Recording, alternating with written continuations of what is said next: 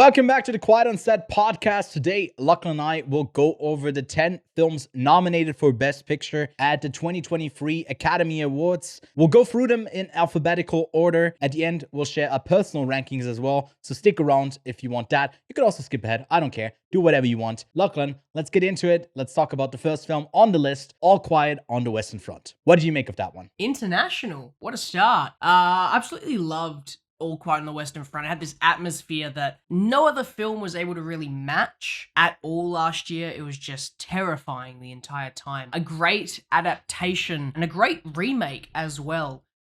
Which you don't really have a lot of those these days, great remakes of a previous film. Well, I think it wasn't a remake, it was just a readaptation because the original it's just correcting you. I'm sorry, this is your time. I don't want to take away. It's not a remake, it's just a readaptation. But still, yeah, you don't get great remakes regardless. That still stands. Sorry. No, I'm happy to move on. All right. Because you want to correct me on everything. Sorry, I pissed him off. I'm sorry. Is that how it's going to be, motherfucker? Yeah, no, that's going to be for the rest of it. Well, Did you know that Avatar is a sequel? All Quiet on the Western Front's not going to win Best Picture because it's going to win Best International. It's got no chance of winning Best Picture. I mean... Remake or not. Readaptation or not. BAFTA. Yeah, it doesn't really matter. I liked it quite a bit as well. It's a great war film, probably the best that we got this year. Great technical movie, great adaptation, readaptation, not a remake. Let's move on to Avatar, which is just straight up a sequel. There's no debating there. I know you're a big fan of it, so I'm handing it off to you once more. What do you make of Avatar? Brother, Avatar was so much fun. I talk about how All Quiet had a great atmosphere, but Avatar 2 had that cinematic, like, I want to go see this movie atmosphere. One of those films from last year where I had this feeling in the cinema where I was like, I don't get to see movies like this anymore. We don't really have these big epics anymore that is not a Marvel movie, and that's where Avatar 2 came in. Avatar 2 does have its flaws. Like, I feel like its middle act is just boring, but the start and the end, and it's just, it's so good. It was so much fun. James Cameron is an absolute master at this. He can make epics. He maybe can't do small character piece studies anymore, but he can definitely do epics. So yeah, Avatar, Way of Water, it was good. Agreed there. I feel like from the nominations it definitely deserves to win the VFX award. It's by far the best that we've gotten this year. This movie looks stunning, and although it didn't really do much for me personally for the story, and it just ran a bit too long, like you said, that middle part in it, I had some great sequences, some great moments. Big theater moment here. Great to see like a big box office hit make it to the Oscars. Maybe it will help with some more people tuning in, check out the awards as well. Moving on to another people pleaser, really funny movie, The Banshees of Inisherin. I know you love Martin McDonagh. This wasn't at the top of your list for his filmography. This is one of the contenders to take like best film home. So what do you make of Banshees of Inisherin? It was good. It just wasn't my favorite. Now I feel like I should go back and rewatch it. I feel like I might have been too judgmental the day that I watched it. So maybe a rewatch will make it be a bit higher for me. I think the performances were great. I think that the film was great. It's just out of the other films that he's done, it just wasn't as good in my opinion. But as I said, I feel like I was just a bit harsh on that first watch. So I'm going to see what a rewatch can do in the future, and maybe it will bump up there. But Banshees of Inisherin, I know you say it's going to be a contender. I can definitely see that. I don't think it's going to get it. But in terms of what else it's nominated for, you've got some other categories that it's nominated in. And there's some more opportunities there. But for Best Picture, sorry, might not happen. I feel like it's one of the strongest screenplays, and it is in original screenplay. He's also in directing. I feel like he'll lose out on that because it's not that big of a directing movie that you can just kind of see. But it's so incredibly well written. I think that's the best part about it. And the performances as well. So it's wicked. A movie that I'm rooting for to win a bunch of awards as well, but it's hard this year because I'm pretty much fine with most of the nominees winning in any of the categories other than our next movie, Elvis. Which, boo Elvis, boo. We don't need a biopic about some famous artist each year raking in a bunch of nominations. I get why the lead actor nominees there. I think Austin Butler definitely deserves that nomination. Any other of the nominations it's got, I feel like, is a bit of a stretch. Do you want to say something about Elvis? Nope.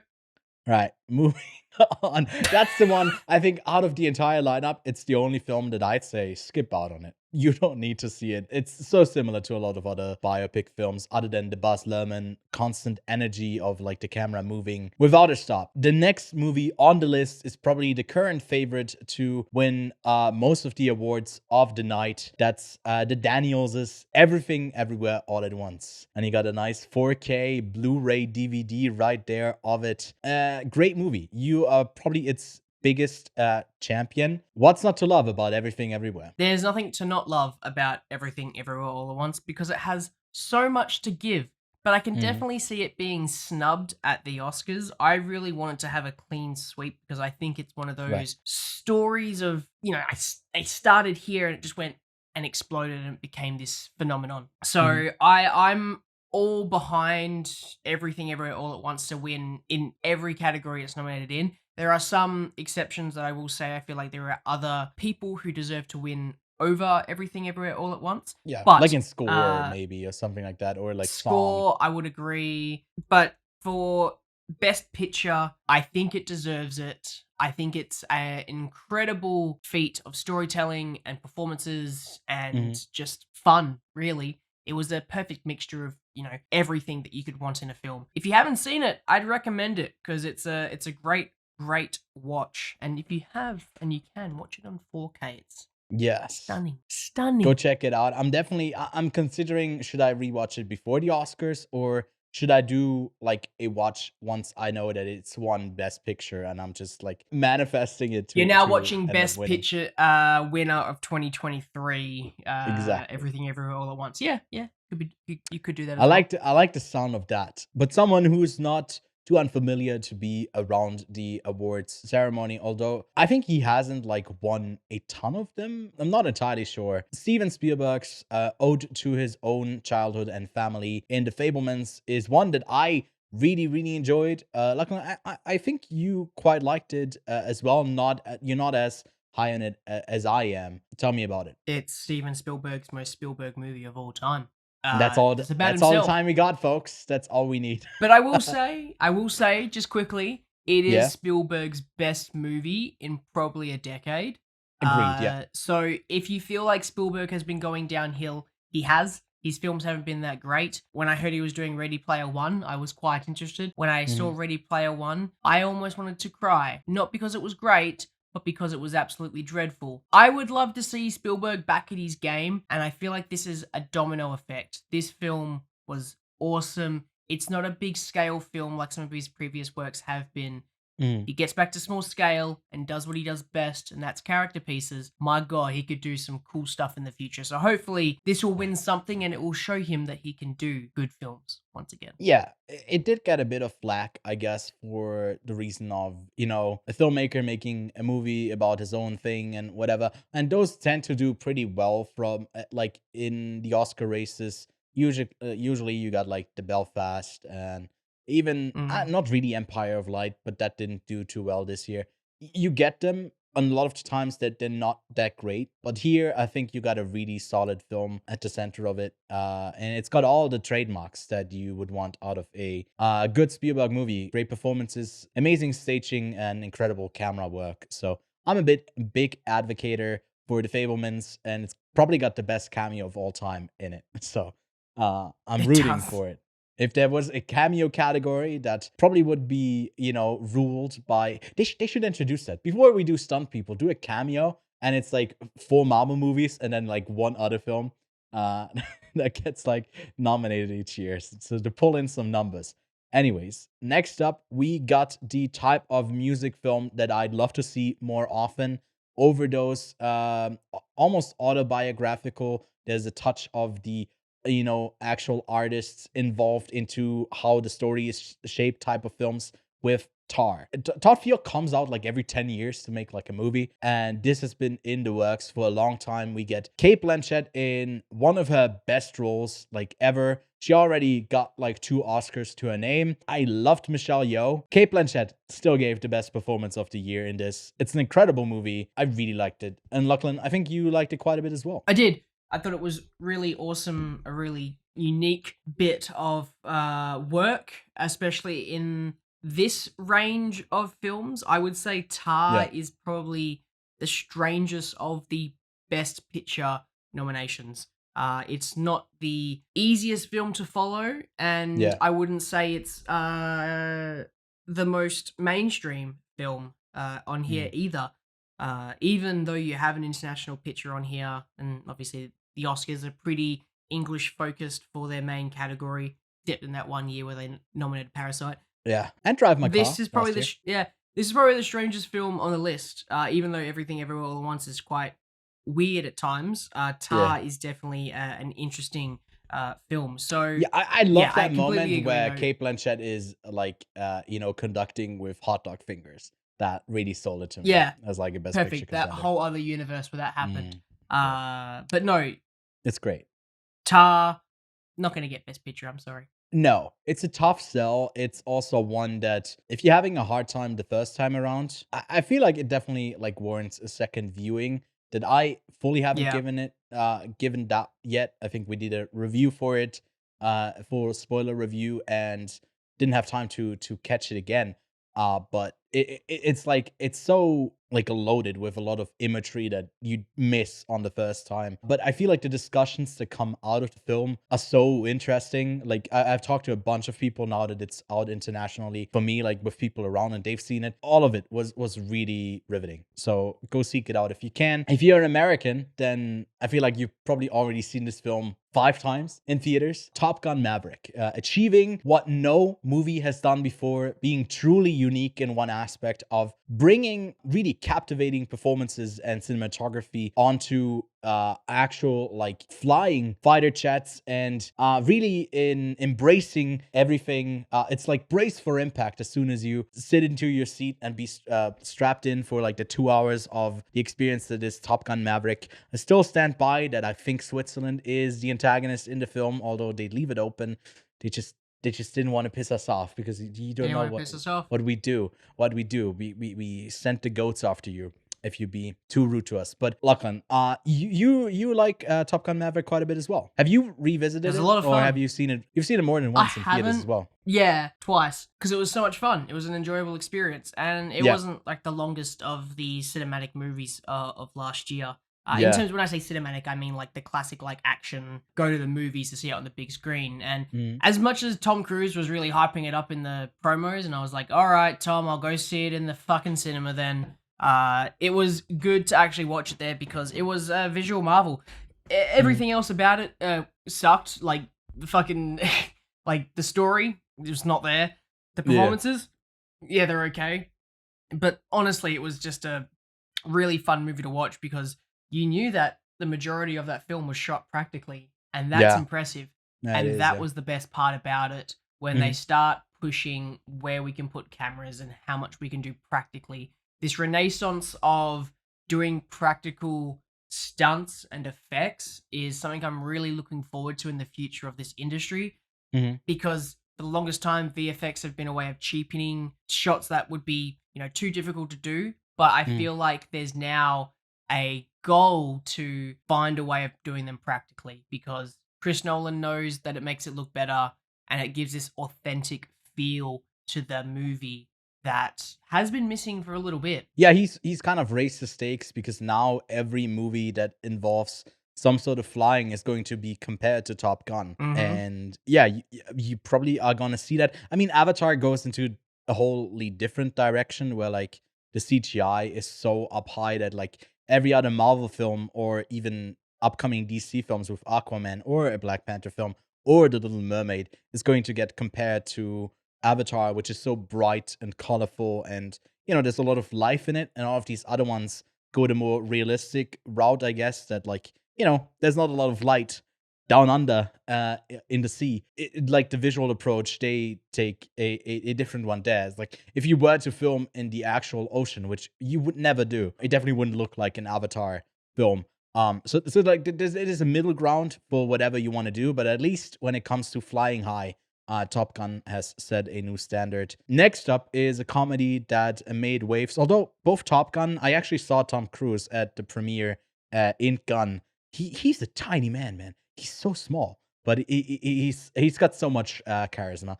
It carries him around. He's like floating in the air as soon as he's like on the red carpet. But Triangle of Sadness won the Palme d'Or in Gun, and deservedly so. It's the biggest movie coming out of that festival, other than After Sun as well, by the way, premiering there. Shout outs to that film. But Triangle of Sadness, a fun comedy with a bunch of rich people vomiting on a cruise. The less you spoil about, I guess, where the story leads, the more I think you're gonna have a good time with it, because it's, it's full of surprises. What did you make of The Triangle of less Sadness? you know, the better. Yes. And I knew absolutely nothing about the story because I watched the trailer ages ago and I couldn't remember anything about it. So Yeah. going into it blind was the best thing because it was an absolute blast. It's one of those movies that make you laugh at the situation because the situation is quite funny. Yeah. I had a great time with Triangle of Sadness, even though it only really references Triangle of Sadness once. I like how that's the title right at the start, and it continues on, and it just becomes absolute mayhem. But I had Yeah. a great time. Ruben Östlund has got to go from, he did the square to triangle. Next up, he'll do the line to like dot. I just want to see like the quadrilogy completed. Lastly, it's the movie we just talked about on the latest episode of the Quiet on Set podcast. You can go check that out right here. But Women Talking, I think it was probably the number 10 spot to get in, other than maybe Triangle of Sadness. It's kind of interesting that like alphabetically they also come at the bottom. I think they were probably like number 9 and 10 slots here. Something that narrowly didn't make it is The Whale, that we also reviewed on the podcast before. We both liked that one quite a bit. But yeah, coming off of Women Talking, you can like, we literally just talked about it. But for those of you who haven't seen that, what did you make of Women Talking, Lachlan? Keeping it simple, it's one of the best written films in terms of dialogue for the entirety of the film. There's definitely moments in a lot of these films that we've spoken about where they've got a really good scene going between characters, but Women Talking is essentially one really long scene, one really long discussion between them, and it's engaging through the entire thing. So I see why it's on the list for Best Picture, because as a movie, dialogue is so important, and this is a masterclass of performances and dialogue mixed together to be really, really good. I feel like a lot of these films are better in a lot of those other areas, and that's where they make up for it, and dialogue isn't as good as this film, but the thing is, the rest of this film is just okay. So Women Talking isn't going to get Best Picture, but I'm glad to see it here because it definitely deserves the spot. What do you think about the lineup overall? Is this like a good selection of 10 films to represent 2022, or how do you feel about it? Yeah, I think it is, because you've got a mixture of great action with Avatar and Top Gun. You have, the classic directors of, Baz Luhrmann and Spielberg with Elvis and the Fabelmans in there. You've got some interesting picks, some diverse picks. I think that Women Talking, Triangle of Sadness, and Tar are 3 very interesting picks because they're 3, in some ways, quirky movies with Triangle of Sadness and Tar. And obviously Women Talking being the character study, the which obviously wouldn't win out of the 2 character studies because you have Elvis in there, and it's much more glamorous. But then you've got like Everything Everywhere All at Once and Banshees of Inisherin, which are like a good mixture of storytelling. Because I think out of those two films out of the 10, I should say, those are the films that are very good in a lot of the categories of story. I should say screenplay and directing and performances. I think that they're the strongest in all realms. I don't think it really lacks anywhere with those films, where with the other films, I could definitely pick areas where I think they fail in comparison to the rest of the film. I agree there. I feel like the selection is great with the typical war film that you get like at least one a year. Finally, also some great box office successes. You can kind of see that the audience gravitates towards the like box office hits that also have some inherent like great quality about them, and that also be recognized best by the Academy. It is great to see. I think it's definitely going to be interesting if, you know, for the last few years, the people tuning in has consistently gone down, and maybe after the little smacky on the face from Will Smith, if you know that's going to create more interest, I doubt it because that was just an, you know, singular moment. But with the selection here, if that will spawn any type of interest a bit more, or if the Oscars will ultimately shift into more irrelevance. Lachlan, if you had to rank all of those 10 films from worst to best, how would they stack up? All right, my list. Number 10, Elvis. Number Yes. 9, Women Talking. Number 8, The Fabelmans. Number 7, Tar. Number 6, Top Gun Maverick. 5, Triangle of Sadness. 4, All Quiet on the Western Front. 3, The Banshees of Inisherin. 2, Avatar The Way of Water. And 1, Everything Everywhere All at Once. Shocker, I keep right? forgetting My number 1 spot. Yeah, no shocker there. I keep being surprised how much you love Avatar, but that's fine. It will be a bit earlier in my list, so I'll give you my top 10 as well, which is as follows. Number 10 is also Elvis. Then I already got Avatar 2 at the number 9 spot, followed by Top Gun Maverick. Then at number 7, Women Talking. Number 6, Triangle of Sadness. Number 5, All Quiet on the Western Front. Number 4, Tar. Number 3, already, Everything Everywhere All at Once. I gotta give it a rewatch. It might move up. I got Fablemans ahead of it at the number 2 spot.